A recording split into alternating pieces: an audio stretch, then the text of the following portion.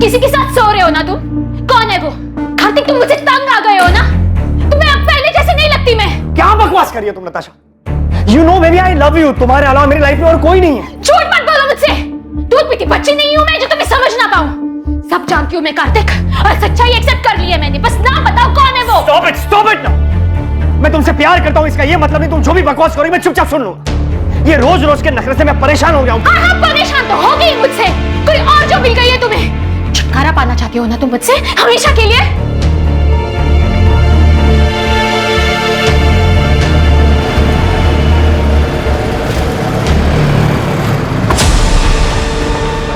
अरे कार्तिक सुन।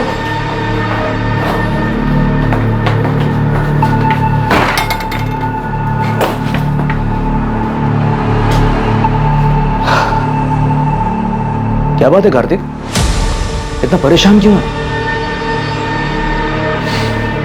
नताशा, वो औरत मेरी जान लेकर रही, उसके सवाल कभी खत्म ही नहीं होते। कहां गए थे, किसके साथ थे, इतनी देर क्यों हुई, और आज तो किसके साथ सो रहे हो? 1 मिनट का सुकून नहीं घर पर। इसे आराम से समझाने की कोशिश कर, शायद मान जाएगी। अरे वो कुछ सुनने को तैयार हो तब जाके समझाओ ना यार। तंग आ गया हूं उससे। मैंने डिसाइड कर लिया, इस बात का सॉल्यूशन निकालना ही होगा। बीमारी का इलाज जड़ से हो तो ही अच्छा है। अभी नताशा की बात को छोड़, वो रूम नंबर 7 वाली मिसेस मेहरा, उसका क्या करना है यार? जबरदस्ती ऑपरेशन की बात कर रही है वो।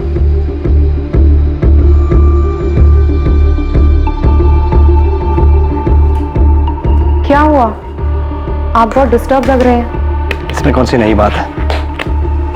फिर से झगड़ा हुआ क्या? हाँ, मेरी जिंदगी में एक ही तो परेशानी है। उसे हम पर शक है क्या? कार्तिक की बात अगर सच निकली तो क्या सच में उसका अफेयर नहीं हुआ तो? मैं अपने पति को अच्छी तरह से जानती हूँ। मुझसे उब गया है, छुटकारा पाना चाहता है वो मुझसे, पर मैं ऐसा कभी होने नहीं दूंगी। मैं तुम्हारे साथ हूं नताशा। आगे जो कुछ भी करना है सोच समझ के करना होगा।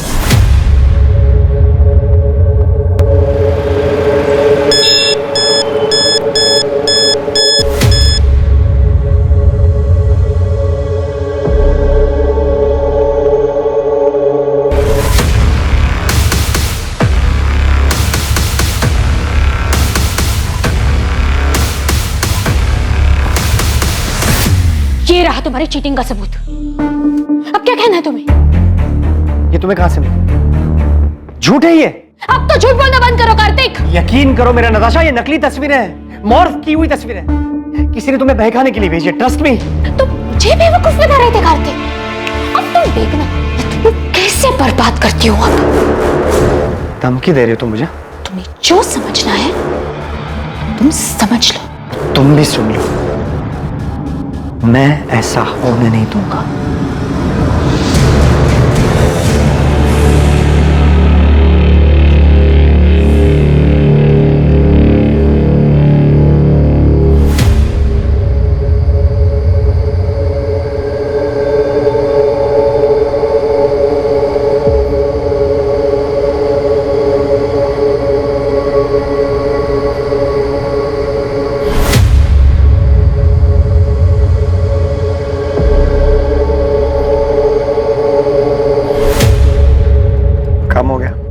हाँ, हो गया। किसी को पता तो नहीं चलेगा ना? नहीं, किसी को शक भी नहीं हुआ।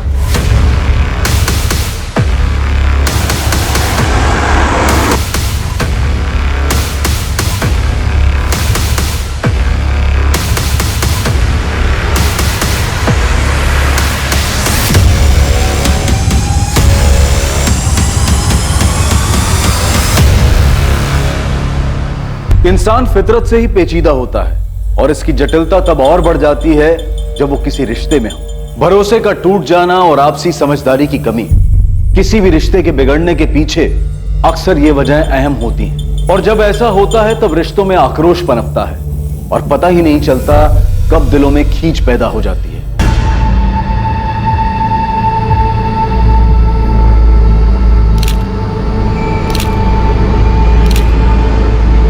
सर, विक्टिम को स्टैब किया गया है। गला दबाने के निशान भी साफ दिखाई दे रहे हैं और चेहरा भी बिगाड़ दिया गया है ताकि विक्टिम की पहचान को छुपाया जा सके। बॉडी पर और कोई भी जेवर नहीं है सिवाय इस ब्रेसलेट। इसका लॉक खुलना बहुत मुश्किल है। मुझे लगता है कातिल जल्दबाजी में इसे छोड़कर भाग गया। इस मर्डर का मकसद तो लूटपाट ही दिखाई दे रहा है। ये देखिए सर, विक्टिम की उंगलियों पर रिंग के निशान हैं। शायद उन लोगों ने उतार ली हो। शायद उस पत्थर से विक्टिम का चेहरा बिगाड़ा गया हो। उस पर खून के निशान हैं। शायद वो खून विक्टिम का हो। बॉडी को पोस्टमार्टम के लिए भेज दो और मर्डर केस फाइल करो। सर, मैं पास की सोसाइटी में रहता हूँ। मैं बालकनी पे खड़ा था। मैंने देखा कि एक वाइट कलर की वोजन 800 कार जो है झाड़ियों के पास रुकी। उसमें से 2 आदमी उतरे और दोनों ने मिलकर एक बंडल को जो है नीचे फेंका।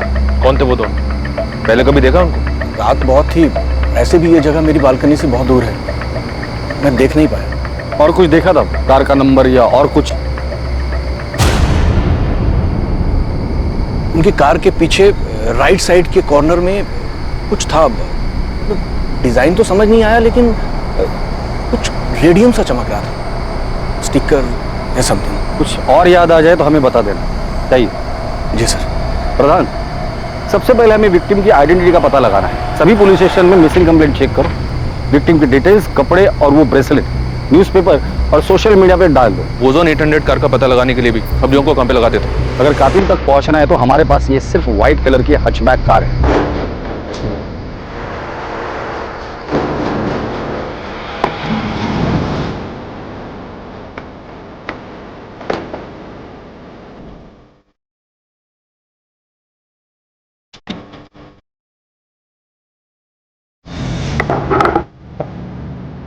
राजीव, किसी को शक तो नहीं होगा ना कि ये गाड़ी मेरी थी?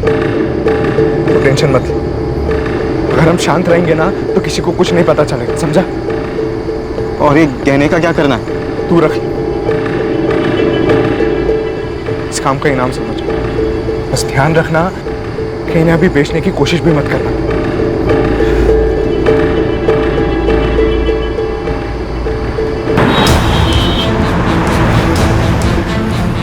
पुलिस ने अपना काम शुरू कर दिया और अगली सुबह सभी अखबारों में उस अज्ञात महिला की हत्या की खबर छपी। अज्ञात पीड़िता से जुड़ी जानकारी को सोशल मीडिया पर भी इस उम्मीद के साथ शेयर किया गया कि कोई ना कोई इस मृत महिला को पहचान लेगा। मुखबिरों को भी सक्रिय कर उस रेडियम स्टिकर वाली वोजान 800 कार का पता लगाने के लिए कहा गया, जिसका इस्तेमाल विक्टिम की लाश को ठिकाने लगाने के लिए किया गया था।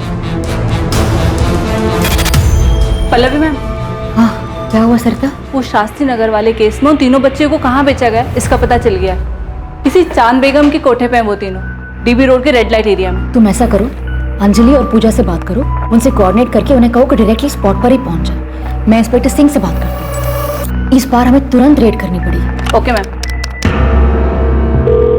विक्टिम की एज 28 और 32 साल के बीच की है। टोटल 4 बार उसे स्टैब किया गया है। मर्डर वेपन जैसे कोई तेज धार वाला हथियार जैसे चाकू। स्टैबिंग के साथ साथ विक्टिम का गला भी दबाया गया है। दम घुटने की वजह से विक्टिम की मौत हुई है। कातिल नहीं चाहता था कि विक्टिम किसी भी हालात में जिंदा बचे। बॉडी पर काफी स्ट्रगल मार्क्स है, जैसे विक्टिम ने काफी हाथ पैर मारे होंगे, लेकिन उसे काबू में करने के लिए एक आदमी काफी नहीं होगा।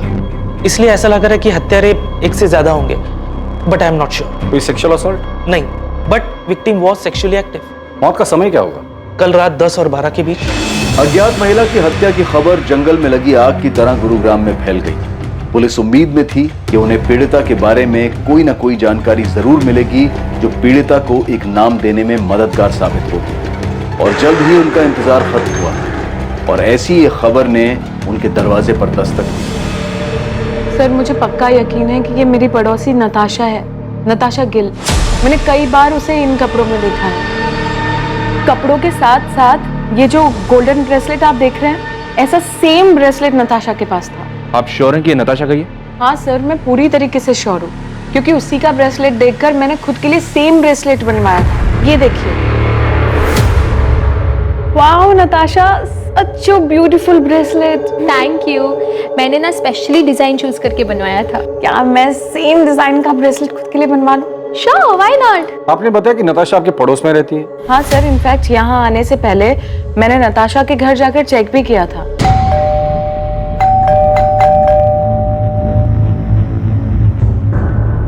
उसके बाद मैंने नताशा और उसके पति कार्तिक को फोन भी ट्राई किया, पर दोनों का नंबर स्विच ऑफ आ रहा था। ये सब देखकर मुझे लगा कि कुछ ना कुछ तो गड़बड़ है, इसलिए मैं सीधा यहाँ पर आ गई। आप मुझे कार्तिक और नताशा का नंबर लिख के दीजिए।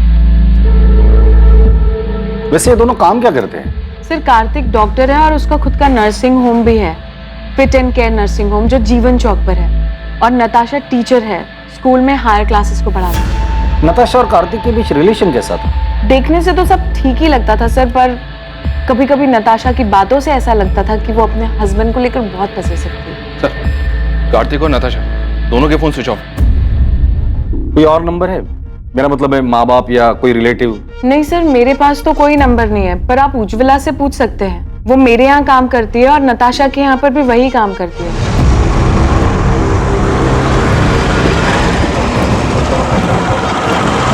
हाँ साहब, मैं ही नताशा दीदी और कार्तिक साहब के घर काम करने जाती हूँ। आज सुबह भी गई थी, उनका घर बंद था, लेकिन अक्सर ऐसा होता है कि वो लोग काम के लिए जल्दी निकल जाया करते थे, इसलिए साहब मुझे कुछ भी अजीब नहीं लगा। नताशा और कार्तिक के घर वालों के बारे में कुछ जानती हो? किसी का नंबर या पता है तुम्हारे पास? पता तो नहीं मालूम, लेकिन नताशा दीदी के माँ बाप गुरुग्राम में ही कहीं रहते हैं। उनकी माँ का नंबर है मेरे पास। इन दोनों का आपस में रिश्ता कैसे था? पहले तो बहुत अच्छा रिश्ता था, लेकिन पिछले 3 महीने से उन दोनों के बीच में काफी झगड़े हो रहे थे। 10 अगस्त को उनके यहाँ काम करने गई थी जी। क्या तब लड़ाई झगड़ा कुछ हुआ था? हाँ साहब, उस दिन भी उन दोनों के बीच में काफी झगड़ा हुआ था। ये तुम्हें कहां से मिले? झूठ है ये। अब तो झूठ बोलना बंद करो कार्तिक। तुम देखना मैं तुम्हें कैसे बर्बाद करती हूँ अब। नताशा ने? क्यों? वो अफेयर वाले शक को लेकर? हो सकता है साहब। ठीक है उज्ज्वला, तुम जा सकते, जरूरत पड़ेगी तो दोबारा बुला लो। जी साहब। साहब वो जो लाश है सच में नताशा दीदी की है? देखो, जब तक नताशा के परिवार वाले आके लाश को पहचान नहीं लेते हम कुछ नहीं कह सकते। नताशा के पेरेंट्स से बात हो गई है, वो डेड बॉडी की पहचान करने के लिए हॉस्पिटल आ रहे हैं। लेकिन सर कार्तिक के बारे में उन्हें भी कोई खबर नहीं। अगर वो लाश नताशा की है तो बड़ी अजीब बात है। बीवी को मरे 2 दिन हो गए और पति गायब है। या तो कार्तिक भाग गया है या फिर उसके साथ भी कुछ हुआ है। ईशा, तुम्हारा असाइनमेंट कंप्लीट हुआ? कल तुम्हारी लास्ट डेट है ना? नहीं माँ। क्यों? और तुम कॉलेज भी नहीं गई आज? मेरा मन नहीं हो रहा था। अच्छा माँ, वो पापा से बात हुई? नहीं, और मुझे उनसे कोई बात करनी भी नहीं। अच्छा ठीक है बैठो, खाना खाओ।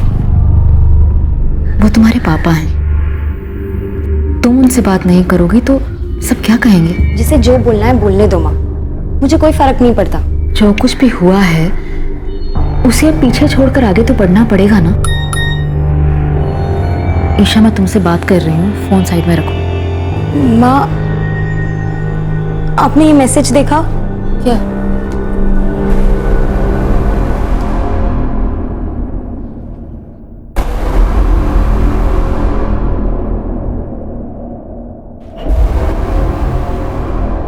ये आपकी बेटी नताशा के? नताशा के बाई एड़ी में एक काला निशान है, बचपन से।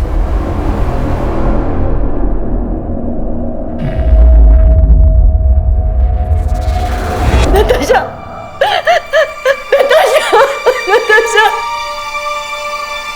नताशा। सर 4 साल पहले नताशा को मलेरिया हुआ था, तब हमने कार्तिक के नर्सिंग होम में ही उसी की एडमिशन की थी। कार्तिक और नताशा पहली बार वहीं पे मिले थे। हमें उनके रिश्ते के बारे में बहुत बाद में पता चला। कार्तिक मुझसे 12 साल बड़ा हुआ तो क्या हुआ, उसे क्या फर्क पड़ता है? हम एक दूसरे से बहुत प्यार करते हैं, ये काफी नहीं है? नताशा, तुम अभी समझ नहीं रही हो। 12 साल बहुत होते हैं, और फिर कार्तिक की एक बार पहले शादी हो चुकी है। तुम्हें उससे बेहतर लड़का मिल जाएगा। मुझे बेहतर लड़का नहीं चाहिए पापा, मुझे बस कार्तिक चाहिए। मैं कार्तिक से प्यार करती हूँ। नताशा, तुम हर वक्त अपनी मनमानी नहीं कर सकती। आखिर समाज में भी हमारी कुछ इज्जत है। पापा प्लीज एक बार सोच कर तो देखो, कार्तिक में क्या कमी है? कार्तिक अच्छा लड़का है, अच्छा कमाता है, डॉक्टर है, और सबसे बड़ी बात वो मुझसे बहुत प्यार करता है। Can I interrupt sir? Sir मैं आपसे वादा करता हूँ मैं नताशा का ख्याल रखूं, आपको कोई शिकायत का मौका नहीं दूंगा। तुम्हारा पहले डाइवोर्स क्यों हुआ था? पापा अब पुरानी बातें उठाने से क्या फायदा? कार्तिक आगे बढ़ चुका है अब मेरे साथ, और हम एक दूसरे के साथ बहुत खुश हैं। नताशा को हम दुखी नहीं देख सकते थे, इसलिए हमें उसकी जिद के आगे झुकना पड़ा। क्या आप लोगों को पता है कि कार्तिक की जिंदगी में नताशा के अलावा भी एक दूसरी औरत थी? क्या सर ये क्या कह रहे हैं आप? जी हाँ, और पिछले कई महीनों से इसी बात को लेकर कार्तिक और नताशा के बीच झगड़ा हो रहा है। सर मेरी नताशा से हर दूसरे दिन बात हुआ करती थी, उसने तो कभी ऐसा कुछ नहीं कहा। सर नताशा और कार्तिक दोनों के कॉल रिकॉर्ड्स कल सुबह तक आ जाएंगे। प्रधान, जल्द से जल्द हमें कार्तिक तक पहुंचना होगा। पहले उसकी बीवी नताशा की डेड बॉडी हमें मिलती है, फिर पता चलता है कि उसके लाइफ में नताशा के अलावा दूसरी औरत भी, और इन सब के बीच ये कार्तिक कहाँ गायब हो गया पता नहीं। हो सकता है सर कार्तिक के कॉल रिकॉर्ड से हमें उस दूसरी औरत का पता चल जाए।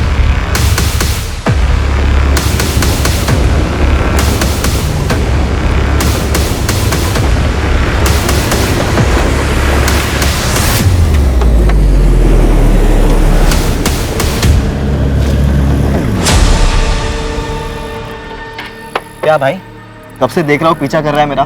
कौन है तू? अरे मेरा एक दोस्त है सतीश, मुझे लगा उसकी गाड़ी है। अबे कौन है ये सतीश? मैं किसी सतीश को नहीं जानता। पिछले 10 साल से ये गाड़ी मेरे पास है। ऐसे कैसे हो गया? नंबर तो वही है। अबे ये गाड़ी मेरी है। टाइम बर्बाद कर रहा है मेरा। चल निकल। फिर मुझसे ही गलती हुई होगी, नंबर गलत याद होगा। सॉरी।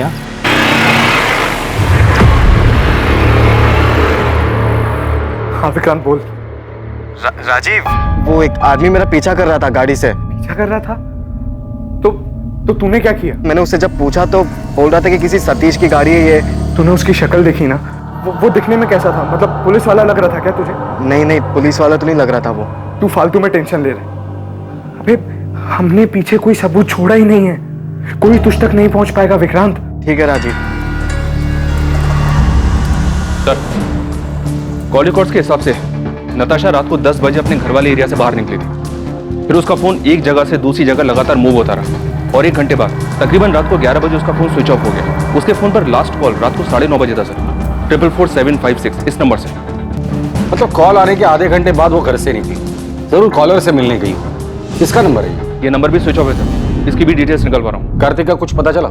उसके कॉल रिकॉर्ड्स क्या कहते हैं? सर 10 अगस्त की रात को कार्तिक का फोन रात को 11:50 पर स्विच ऑफ हुआ था। उसका last location new Delhi airport है। मतलब मर्डर करके सीधा भागने का प्लान था। सर कार्तिक के कॉल रिकॉर्ड में 2 नंबर्स और मिले, एक है मोना सहगल का और दूसरा है डॉक्टर अभय सचदेवा का। कार्तिक ने फोन स्विच ऑफ करने से जस्ट पहले इस डॉक्टर अभय सचदेवा को कॉल किया था। ये अभय उसी के नर्सिंग होम में उसके साथ काम करता है। और ये मोना?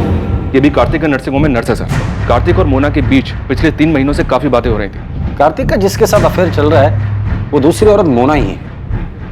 पता नहीं, इस मोना को पुलिस स्टेशन बुलाओ और तुम फिटन के नर्सिंग होम में जाकर डॉक्टर अभय से मिलो और कार्तिक के बारे में पता करो। नताशा का मर्डर हो गया? कब? कैसे? और कार्तिक, क्या उसे पता है? ये तो आप बेहतर बता सकते हैं। आप क्या कह रहे हैं सर?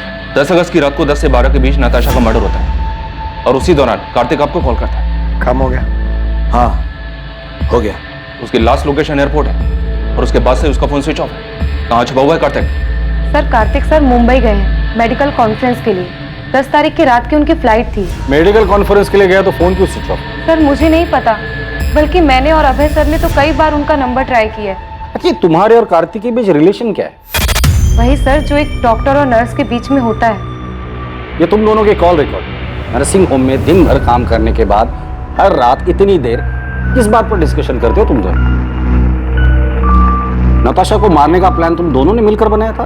नहीं सर, ऐसी कोई बात नहीं है। ऐसे कैसे कोई बात नहीं है डॉक्टर अभय? कार्तिक ने उस रात को लास्ट कॉल आपको ही किया था। कि वो नर्सिंग होम की सप्लाईज के बारे में बात करनी थी। क्या बात करनी थी? कंसाइनमेंट डिले हो गया था ना, उस बारे में। किस चीज का कंसाइनमेंट? कहां से आने वाला था और कब आने वाला था? जी वो डॉक्टर अभय, आप झूठ बोल रहे हैं। अभी आप हमें सीधी तरह से बताइए कि कार्तिक ने नताशा के मर्डर के बारे में आपको क्या बोला? आप गलत समझ रहे हैं सर, मैं आपको सब सच सच बताता हूँ। हमारे हॉस्पिटल की एक नर्स ने एक पेशेंट को गलत दवाई दे दी थी, जिस वजह से उसकी कंडीशन बहुत सीरियस हो सकती थी। वो तो फॉर्चुनेटली टाइम पे पता चल गया और सब संभल गए। सर यही चेक करने, कंफर्म करने के लिए कार्तिक ने मुझे कॉल किया था। तो मतलब मर्डर के साथ साथ आप लोग मेडिकल नेग्लिजेंसी को भी कवर अप करते हैं? हाँ सर, मैं मानती हूँ कि मेरा और कार्तिक का अफेयर है, लेकिन नताशा के मर्डर के बारे में मुझे कुछ भी नहीं पता। तो मर्डर वाली रात तुम दोनों साथ में क्या कर रहे थे? तुम दोनों की सेम लोकेशन से साफ पता चलता है कि मर्डर वाली रात तुम दोनों रात 9 बजे से लेकर 11 बजे तक साथ में थे। एक्चुअली हम लोग ब्लू मून होटल में थे। लेकिन नताशा को हमारी फोटोज कहाँ से मिली? यही तो मेरी समझ में भी नहीं। धमकी भी दे रखी है मुझे, तो मुझे बर्बाद कर देगी। तो अब आगे क्या करना है? इससे पहले कि नताशा नाम का सरदर्द नासुर बने, मुझे इसका जड़ से इलाज करना होगा। तो नताशा से छुटकारा पाने के लिए कार्तिक ने नताशा को रास्ते से ही हटा दिया? सर उस रात मैं और कार्तिक साथ में ड्रिंक कर रहे थे। नताशा ने जीना मुश्किल कर रखा। हर रोज नए ड्रामे करती है। आज तो पता नहीं कहां से उसे मेरे और मोना के फोटोज हाथ लगे। लेकिन उसके पास फोटोग्राफ्स आए कहां से? पता नहीं यार कहां से मिले। लेकिन अब इस बात का परमानेंट सॉल्यूशन ढूंढना है। मतलब कार्तिक ने नताशा को मारने की बात की थी? सर मुझे नहीं पता कि कार्तिक ने ऐसा क्यों कहा, उसके कहने का क्या मतलब था। लेकिन मैं कार्तिक को अच्छे से जानती हूँ, वो ऐसा बिल्कुल भी नहीं कर सकता। सर हमने हमारे रिलेशन को सीक्रेट रखा था। अगर किसी को ये बात पता थी तो वो बस डॉक्टर अभय है। तो क्या वो पिक्चर्स डॉक्टर अभय ने नताशा को भेजी? नहीं सर, भला मैं क्यों नताशा को कार्तिक और मोना के पिक्चर्स दूंगा? वो पहले इतना परेशान था। रही बात नताशा के मर्डर की, तो सर मुझे नहीं लगता कार्तिक ऐसा कुछ करेगा। कार्तिक मुंबई में जिस मेडिकल कॉन्फ्रेंस के लिए गया है, वहां किसी को बोल के उससे बात कर सकते हैं आप? सर कार्तिक का पता चल गया है, वो अभी मुंबई में ही है। बात हो गई है उससे, वो यहाँ गुरुग्राम के लिए निकल रहा है। कार्तिक को तो पता ही नहीं है कि उसकी वाइफ नताशा का मर्डर हो चुका है। जब उसको बताया काफी चौंक गया था। क्या वाकई में कार्तिक सच बोल रहा था? क्या वाकई उसे नताशा की मर्डर की कोई खबर नहीं थी? और अगर कार्तिक को इस बारे में कुछ पता नहीं था तो उसने पिछले 2 दिन से अपना फोन क्यों ऑफ कर रखा था? या फिर यह हत्या कार्तिक की तरफ से एक परफेक्ट मर्डर था, जिसमें हत्या के वक्त उसका गुरुग्राम से बाहर मुंबई में होना सिर्फ उसकी प्लानिंग का एक हिस्सा था, ताकि वो आरोपों से बच सके। इन सारे सवालों के जवाब पुलिस को सिर्फ कार्तिक से मिल सकते थे। कितनी बार बताऊं सर, मैंने फोन स्विच ऑफ नहीं किया था। मोना से मिलने के बाद मैं कैब लेकर एयरपोर्ट के लिए निकला था और गलती से फोन कैब में छूट गया। नताशा से पहले भी तुम्हारी एक शादी हुई थी, वो बीवी कहाँ है? उसकी डेथ हो चुकी है। उसी के बाद मैंने नताशा के साथ शादी की। नताशा के माँ बाप को झूठ क्यों बोला था कि तुम्हारा डिवोर्स हुआ है? मैंने झूठ नहीं बोला, नताशा ने बोला था। वो क्यों झूठ बोले? मैं कैसे बता सकता हूँ? 10 अगस्त की रात जब तुम तुम्हारे दोस्त अभय के साथ ड्रिंक कर रहे थे, तब तुमने कहा था कि नताशा का परमानेंट सॉल्यूशन ढूंढना है। अब इस बात का परमानेंट सॉल्यूशन ढूंढना होगा। और यही बात तुमने मोना से भी कही थी मर्डर वाली रात। इससे पहले कि नताशा नाम का सरदर्द नासुर बने, मुझे इसका जड़ से इलाज करना होगा। मेरे कहने का मतलब ये नहीं था सर, मैं डिवोर्स की बात कर रहा था। मैं नताशा से मिलकर आउट ऑफ कोर्ट सेटलमेंट करने की बात कर रहा था। तो इस मर्डर में तुम्हारा कोई हाथ नहीं है? मैं नताशा का मर्डर क्यों करूंगा सर? और कोई है जो नताशा को मारना चाहता हो? मुझे इस बारे में नहीं पता सर। लेकिन सर हमारी शादी से पहले नताशा का एक दोस्त हुआ करता था, अमृत। वो उसे बहुत पसंद भी करता था। इनफैक्ट हमारी शादी के बाद उसने नताशा के साथ बात करना भी बंद कर दिया था। हाँ सर, मैंने उससे बात करनी बंद कर दी थी, क्योंकि मैं नताशा को पसंद करता था। लेकिन नताशा कार्तिक से प्यार करती थी। उस वक्त मैं ये देख नहीं पाया और मैंने उससे बात करनी बंद कर दी। और फिर 3 साल बाद तुम दोनों में बातें शुरू हो। तुम्हें लगा इस बार तुम्हारा चांस लगेगा, क्योंकि नताशा कार्तिक से नाराज थी। उन्हें बात करने की कोशिश, लेकिन नताशा ने मना कर दिया और इसलिए गुस्से में आकर तुमने नताशा को मार डाला। सर मैंने किसी को नहीं मारा और ना ही मैं नताशा से प्यार करता था। 3 महीने पहले इत्तेफाकन वो मुझे एक सोशल नेटवर्क की साइट पे मिली। हमारी बातचीत हुई और नंबर एक्सचेंज किया। चल मान लेते कि तू जो कुछ भी बोल रहा है वो सच बोल रहा है। नताशा तुम्हारी अच्छी दोस्त थी, काफी बातें शेयर हुई होगी। तुम्हें क्या लगता है नताशा को किसने मारा होगा? सर वो सब मुझे नहीं पता, लेकिन मैं इतना बता सकता हूँ कि नताशा ने तय कर लिया था कि वो कार्तिक के ऊपर चीटिंग का केस करे। उसे बर्बाद करना चाहती थी। हो सकता है कार्तिक उसे अपने रास्ते से हटाना चाहता है।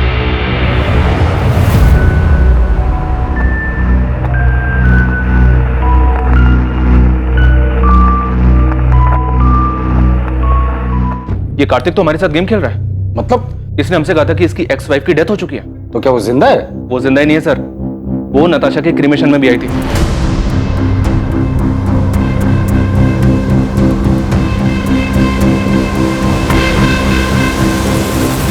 पल्लवी गिल, कार्तिक की एक्स वाइफ। कार्तिक ने हमसे ये क्यों कहा कि उसकी एक्स वाइफ की डेथ हो चुकी है? मुझे नहीं पता। हमारे रिश्ते के बारे में सभी लोग जानते हैं, कुछ छुपा नहीं है इसमें। नताशा भी हमारे रिश्ते के बारे में जानती थी। अब लोगों को डिवोर्स क्यों हुआ? डिवोर्स? डिवोर्स नहीं हुआ है हमारा। मतलब आप दोनों का डिवोर्स नहीं हुआ था और उसके बावजूद कार्तिक ने नताशा से शादी कर ली थी। मैं जानता हूं तुम्हें हर्ट कर रहा हूं, लेकिन अब और धोखे में रखना नहीं चाहता। कार्तिक, हम तो एक साथ खुश थे ना, फिर ये अचानक से क्या हो गया? पल्लवी, मैं नताशा को शादी करने का वादा कर चुका। कार्तिक अपना मन बना चुका था। वो नताशा से प्यार करता था और मेरे पास उसे रोकने की कोई वजह बची नहीं थी। आप दोनों की शादी कब हुई थी? 2007 में लव मैरिज थी। दोनों का कोई बच्चा? अच्छा माँ, वो पापा से बात हुई? नहीं। वैसे नताशा की वजह से आप दोनों की शादी टूटी थी, तो नताशा के लिए आपके दिल में रंजिश तो रही होगी। नताशा के लिए रंजिश रखकर मैं क्या करती? मैंने जो किया था उसका किया तो भुगतना ही था। मतलब मैं कार्तिक की पहली बीवी नहीं हूँ ना, मैं उसकी दूसरी बीवी हूँ। क्या?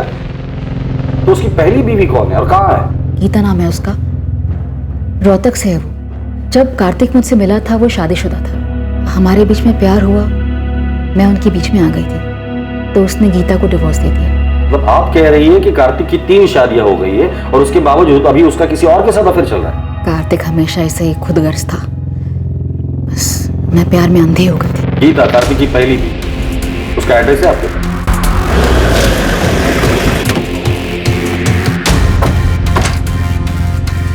जगदीश अग्रवाल। हाँ सर, मैं ही हूँ, लेकिन आप क्यों पूछ रहे हैं? 44756 ये तेरा नंबर है ना? हाँ सर, मैंने फ्री इंटरनेट के लिए लिया था। उसके फोन पर लास्ट कॉल रात को 9:30 बजे था सर। 44756 इस नंबर से। ये नंबर भी स्विच ऑफ है सर, इसकी भी डिटेल्स निकल पा रहा हूँ। अभी सच सच बोल, नताशा गिल को क्यों मारा? नताशा? सर ये कौन है और मैं किसी को क्यों मारूंगा? तू एडीआई कॉलेज में पढ़ता है ना? नहीं सर, मैं तो एसआरवी कॉलेज में पढ़ता हूँ। सर मुझे नहीं पता आप किस मर्डर की बात कर रहे हो। मैं किसी नताशा को नहीं जानता, और इंटरनेट यूज करने के बाद मैंने वो सिम कार्ड फेंक दिया था सर। और तेरी इस लापरवाही की वजह से किसी ने उस सिम कार्ड का इस्तेमाल करके बहुत सफाई के साथ मर्डर कर दी। सच सच बता, नताशा के मर्डर में कहीं तेरा हाथ तो नहीं? दिमाग खराब हो गया तेरा? क्या बोलना क्या चाहता तू? पुलिस को तुझ पे शक? उस रात तूने कहा था कि तू नताशा से काफी परेशान था, उससे पीछा छुड़ाने के लिए कुछ करने की सोच रहा था। अभय, मैं मुंबई से लौटने के बाद नताशा के साथ डिवोर्स देने की सोच रहा था। ये बात तू मुझे उस रात भी कह सकता था। मुझे भरोसा नहीं मुझ पर। मैं तुझ पे भरोसा करना चाहता हूँ, एंड आई ट्रूली होप कि तू सच बोल रहा है।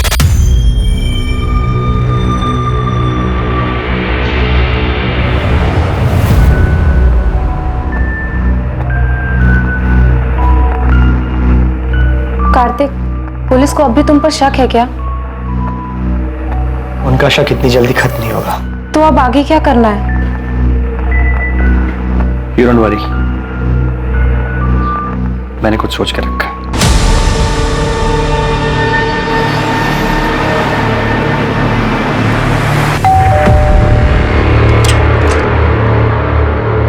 गीता कक्कड़ जी। जी, कार्तिक और मेरी शादी तो बहुत ही कम उम्र में करा दी गई थी। जैसे ही उसकी पढ़ाई कंप्लीट हुई तो दिल्ली के एक हॉस्पिटल में उसकी जॉब भी लग गई। पहले तो हफ्ता 2 हफ्ते में अक्सर वो घर चला आया करता था, लेकिन फिर धीरे धीरे हफ्ते महीने में बदल गए। आपका और कार्तिक का डिवोर्स कब हुआ? 2007। जब कार्तिक दिल्ली में था तब उसकी मुलाकात पल्लवी से हुई। मुझे तो उनके रिश्ते की कोई भनक भी नहीं थी, लेकिन फिर अचानक कार्तिक ने सामने से आके मुझे सब कुछ बता दिया। इसलिए जब उसने मुझसे डिवोर्स मांगा तो मैंने मना नहीं किया। कार्तिक का काम अच्छा चल रहा था, तो मुझे लगा कि वो हमारी बेटी को एक अच्छी जिंदगी दे पाएगा, इसलिए मैंने हमारी बेटी की कस्टडी उसे सौंप दी। आपकी और कार्तिक की एक बेटी भी है? जी हाँ, ईशा गिल। और वो अपने पापा कार्तिक और पल्लवी के साथ ही तो रहती है। लेकिन कार्तिक और पल्लवी दोनों ने हमें ईशा के बारे में तो कुछ नहीं बताया। कार्तिक आखिर झूठ क्यों बोल रहा था? क्या वो खुद को बचाना चाहता था या फिर किसी और को? पल्लवी से मेरी शादी हुई तब ईशा 7 साल की थी। शुरुआत से ही मैंने ईशा को अपनी बेटी माना था। मैंने और कार्तिक ने दोनों ने मिलकर इसे बड़ा किया है। लेकिन फिर पापा की जिंदगी में नताशा आई और सब कुछ बिखर गया। मैं ईशा को अपने साथ रखना चाहता था, उसे कभी छोड़ना नहीं चाहता था। लेकिन मैं माँ को छोड़कर कहीं नहीं जाना चाहती थी, खासकर उस नताशा के साथ रहने के लिए, जिसकी वजह से मेरी माँ को इतनी ठेस पहुंची। मैंने वो घर छोड़ा था, लेकिन ईशा को कभी नहीं छोड़ा। वो मेरी इकलौती औलाद है। मेरे लिए मेरी फैमिली सिर्फ मेरी माँ है सर, और कोई भी नहीं। और अगर पापा को मेरी इतनी चिंता होती तो वो मुझे छोड़कर कभी नहीं जाते। कार्तिक, पल्लवी और ईशा तीनों से बात करके सिर्फ फैमिली ड्रामा सामने आ रहा है। अभी तक हमारे पास किसी के खिलाफ कोई सबूत भी नहीं है और ना ही कोई वजह। सर कार्तिक के कॉल रिकॉर्ड्स के हिसाब से भी उसकी और नताशा की लोकेशंस अलग अलग है। मैंने पल्लवी और ईशा के कॉल रिकॉर्ड्स भी स्टडी की। इंसिडेंट के वक्त ये दोनों घर पर ही थे। इनके अलावा डॉक्टर अभय, नताशा का फ्रेंड अमृत और नर्स मोना, इनके खिलाफ भी कुछ नहीं मिला। तो प्रधान नताशा को मारा किसने? किसने की होगी इतनी जबरदस्त प्लानिंग जो हमारे हाथ ही नहीं लग रहे? साहब अंदर आऊं क्या? आजा बहादुर, कुछ अच्छी खबर है तो बता। साहब हमने गुरुग्राम में आपकी सफेद कार को पूरी तरह छान मारा, लेकिन किसी भी कार पे वो स्टिकर नहीं दिखा सर। यहाँ तक कि एनसीआर इलाके में भी ढूंढा, लेकिन वो स्टिकर वाली कार नहीं दिखी सर। और नताशा के गहनों के बारे में कुछ पता चला? अभी मार्केट में आए नहीं है। और सर वो सुपारी वाले एंगल से भी कुछ मिला नहीं। तुमने कहा था कि गुरुग्राम में 3 ओजोन 800 सफेद कार है, लेकिन किसी पर भी स्टिकर नहीं है, पता है मुझे। उन कार और उसका नाम और एड्रेस है तुम्हारे पास? हाँ साहब, वो तो मैंने पहले ही पता कर लिया। मुझे लगता है कातिल ने वो रेडियम स्टिकर निकाल दिया होगा। प्रधान, इन तीनों को हिस्ट्री निकालो और उठाकर लेकर आओ। मुझे लगता है इन तीनों में से कोई एक तो हमारे काम का आदमी है।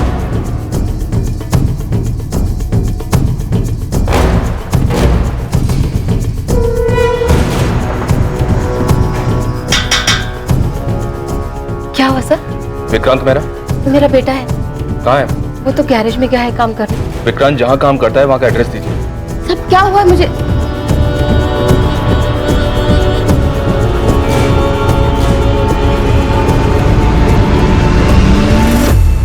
विक्रांत गैरेज में नहीं है, और कहाँ जा सकता है? मुझे नहीं पता साहब। सर ये देखिए सर, ये विक्रांत के कमरे से मिला है। जूतों के डब्बों में छुपा कर रखा गया था। और सर विक्टिम के पति ने जो हमें फोटोज दी थी उससे ये मैच करता है सर। ये इतने महंगे गहने, ये किसके है साहब? उस औरत के जिसका खून आपके बेटे ने किया। खून?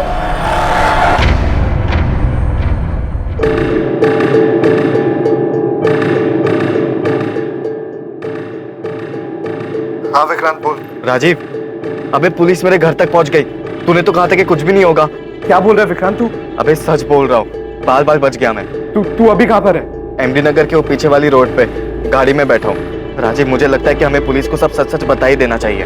तू 2-4 दिन के लिए गुरुग्राम से बाहर चले जा, है ना? तब तक मैं कोई प्लान बना लूंगा। मैं तुझे 2 दिन का वक्त दे रहा हूँ। अगर तूने मुझे इस झमेले से नहीं निकाला ना, तो मैं खुद ही पुलिस को जाकर सब सच सच बता दूंगा। सर, विक्रांत के फोन की लोकेशन डेड बॉडी मिलने वाली जगह से मैच हो रही है। टाइम भी उसी दौरान का है। विक्रांत के कॉल रिकॉर्ड से कुछ मिला? विक्रांत जिस नंबर पे रेगुलर टच में था, उन सारे नंबर्स की डिटेल्स निकलवा रहा हूँ सर। और वो मनोहर जिसने डेड बॉडी को गाड़ी से उतारते हुए देखा था, उसने बताया था 2 आदमी थे। एक तो ये विक्रांत ही है, दूसरे आदमी का पता लगाना बाकी है। विक्रांत का कुछ पता चला? विक्रांत के घर पे कांस्टेबल्स लगा दिए सर। विक्रांत और उसकी माँ का फोन ट्रैक कर रहे हैं। साहब, वो विक्रांत का पता चल गया साहब। तुझे क्या लगा था गाड़ी धोने से सबूत धुल जाएंगे? मेरी सफेद ओजोन 800 हमने फॉरेंसिक में भेज दी है, जिसमें नताशा के खून के ट्रेस मिल ही जाएंगे। इसलिए कोई भी कहानी सुनाने के बारे में सोचना भी मत। सीधे सीधे बता दे नताशा को क्यों मारा? सर मैंने उसको नहीं मारा, मैं तो उसका नाम तक नहीं जानता था। सर वो मेरा बचपन का दोस्त राजीव 9 तारीख को मुझसे मेरी गाड़ी लेकर गया था, और फिर 10 तारीख की रात को उसने मुझे कॉल किया किसी पीसीओ से और मोहल्ले के बाहर बुलाया मिलने के लिए। सर मैं फंस गया था, इसलिए मुझे उसके साथ जाना पड़ा क्योंकि मेरी गाड़ी उसके साथ थी। मैं उस औरत को नहीं जानता था सर, सच बता रहा हूँ। क्या हो गया राजीव? तेरा फोन क्या, तूने मुझे लैंडलाइन से क्यों कॉल किया था? तू अंदर आ, मैं सब बताता हूँ।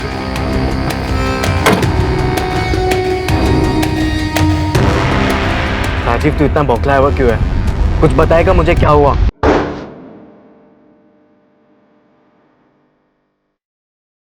ये कौन है? क्या किया तूने भाई? तू मेरी बात सुन। मुझे कुछ नहीं सुना भाई, गाड़ी साइड में लगा। मेरी बात तो सुन विक्रांत, ये मर चुकी और अब हम दोनों को मिलकर इसकी लाश को ठिकाने लगाना है, समझा?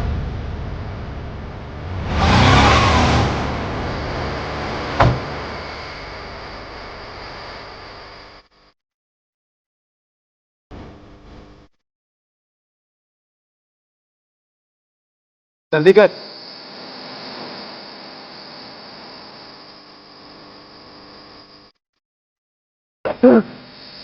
जल्दी कर।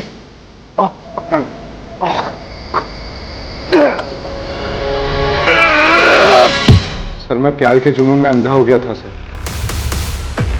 उसे पाने के लिए जो बन पड़ा मैंने किया सर। किसके प्यार का जुनून? नताशा के? नहीं सर, ईशा के। ईशा के लिए तूने नताशा को मार दिया? हाँ सर। तो ईशा ने तुम्हें कहा था नताशा को मारने के लिए? नहीं सर, उसकी माँ पल्लवी ने कहा था सर।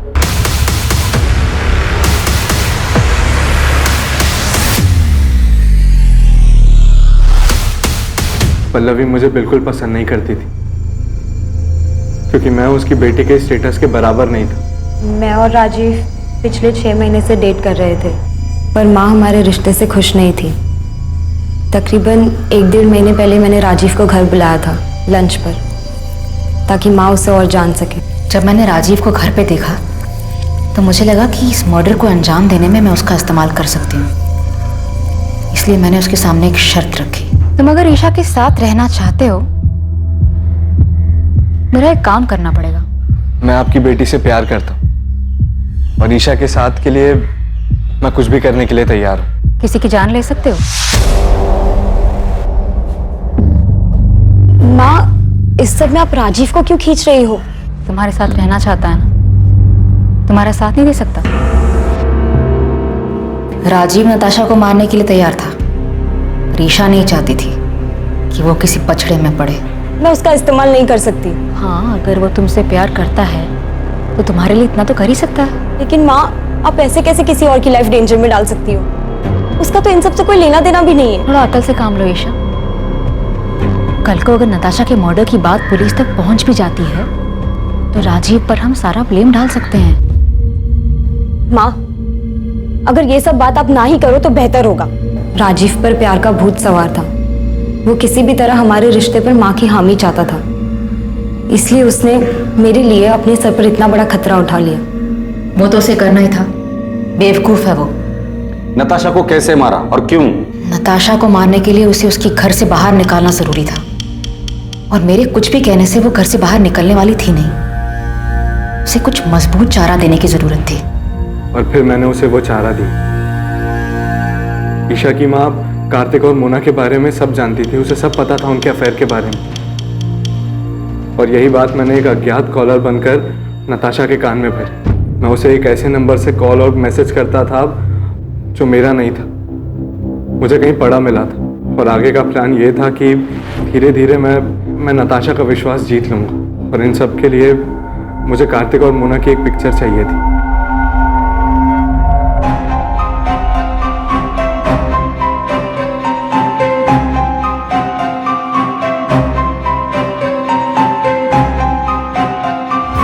प्लान के मुताबिक 10 अगस्त को राजीव ने वो फोटोज उसे दिखाए। मुझे पता था नताशा वो फोटोज देखकर बहुत अपसेट होगी। फिर रात 9:30 बजे मैंने नताशा को कॉल कर मिलने बुलाया। मैंने कहा कि मुझे पता है कार्तिक कहाँ है और किसके साथ है, और 1 लाख रुपए के बदले में मैं उसे वहाँ ले जा सकता हूँ। और नताशा कार्तिक को रंगे हाथों पकड़ना चाहती थी। वो तुरंत राजी हो गई। फिर थोड़ी देर बाद ही मैंने नताशा को मार्केट रोड के चौराहे से पिक किया। कहाँ है कार्तिक? किसके साथ है? मैं आपको वहीं लेके जा रहा हूँ। आप पैसे लाए हो? हाँ, पूरे 1 लाख है, पर काम हो जाने के बाद। ये कहाँ लेके आ गए हो तुम मुझे? यहाँ जंगल के बीच में तुमने गाड़ी क्यों रोक दी? बस 1 मिनट। पल्लवी, ईशा, तुम दोनों यहाँ पे क्या कर रहे हो?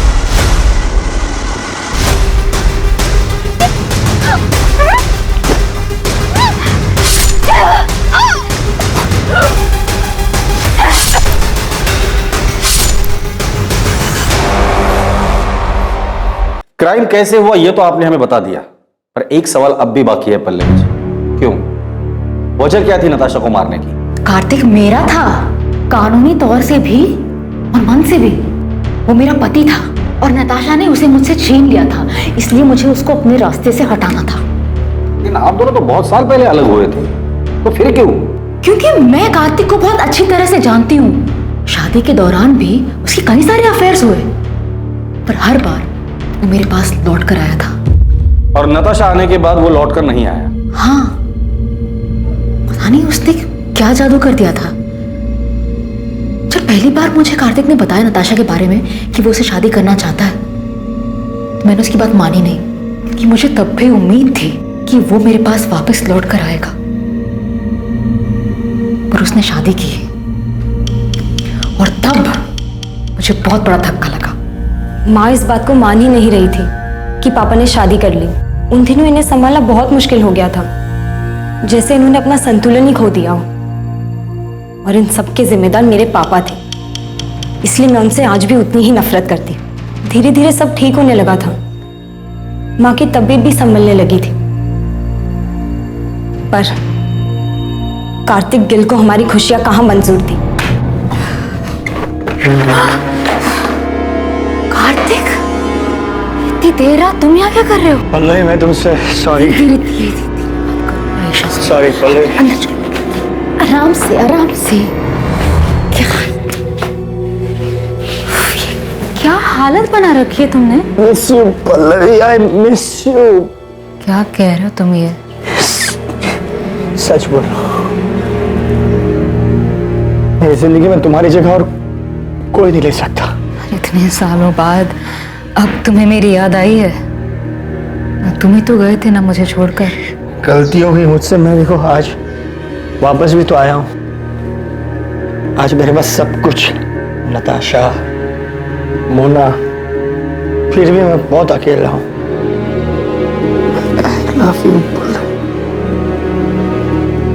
I love you. कार्तिक के साथ वो रात गुजारने के बाद मेरी समझ में आ गया था कि कार्तिक अब भी मुझसे प्यार करता है और नताशा ही हमारे रास्ते का कांटा थी। इसलिए नताशा को रास्ते से हटाने का प्लान तुमने बना लिया और उसमें ईशा को भी शामिल कर लिया। क्या माँ, आपको समझ भी रहा, आप क्या सोच रही हो? तुम नहीं समझ रही हो मैं क्या बोल रही हूँ। नताशा के जाने के बाद सब कुछ पहले जैसा हो जाएगा। हम सब लोग खुशी खुशी रहने लग जाएंगे। तुम्हारे पापा भी हमारे साथ रहेंगे। माँ प्लीज संभालो खुद को और मेरी बात को समझो। ये सब करने का कोई फायदा नहीं होगा माँ, पापा लौटकर नहीं आने वाले। प्लीज मेरी मदद करो। मैं अपनी माँ की तरह सपनों में नहीं जीती। मैं जानती थी ऐसा कुछ नहीं होगा। पापा की फितरत बदलने वाली नहीं थी। तो तुम्हें ये सब कुछ पता था तो माँ का साथ क्यों दिया? क्योंकि ये मेरी माँ है। बचपन से सिर्फ इन्होंने ही मुझे प्यार दिया है। मेरे अपने माँ बाप तक को मेरी कोई फिक्र नहीं है। इन्होंने कभी मुझे अकेला नहीं छोड़ा। और जहां तक बात नताशा की थी, तो मेरी माँ की हालत के जिम्मेदार वही है। उसी ने हमारा घर तोड़ा था। सच कहूं, उसे मारने का मुझे कोई गम नहीं। तुम लोगों की जिंदगी अच्छे से कट रही थी। तुम दोनों को देखकर कोई नहीं कहेगा कि ईशा तुम्हारी असली बेटी नहीं है, तुम उसकी असली मां नहीं। इतना सब कुछ अच्छे से चल रहा था, वो एक झटके में तुमने खत्म कर दिया। एक ऐसे आदमी के लिए जिसने बार बार ये साबित किया है कि वो तुम्हारा ही नहीं किसी का भी अच्छा पति बन ही नहीं सकता। और तुम्हारा घर नताशा ने नहीं तोड़ा है, कार्तिक, जिसे अपना घर, परिवार की या शादी इस शब्द की इज्जत करने आती ही नहीं है। बेटा ये तुमने क्या कर दिया? क्यों किया ऐसा? नताशा ने तुम लोगों का क्या बिगाड़ा था? नताशा ने नहीं, आपने बिगाड़ा। शौक क्यों हो रहे हैं? शादी और रिश्तों का मजाक बनाना तो आपकी आदत है ना। किसी के साथ रहना नहीं रहना ये तो आपकी मर्जी है। जब जी चाहा तब आप वापस आ गए और जब जी चाहा तब छोड़ दिया। पहले गीता, फिर माँ, नताशा और अब मोना। उसके साथ भी आप यही करेंगे ना? न जाने कितनी लड़कियों के साथ आपने सेम ड्रामा किया होगा। आपको तो ये भी नहीं पता कि इन सब चीजों का मुझ पे कितना बुरा असर पड़ा है। मुझे तो शर्म आती है कि मैं आपकी बेटी हूं।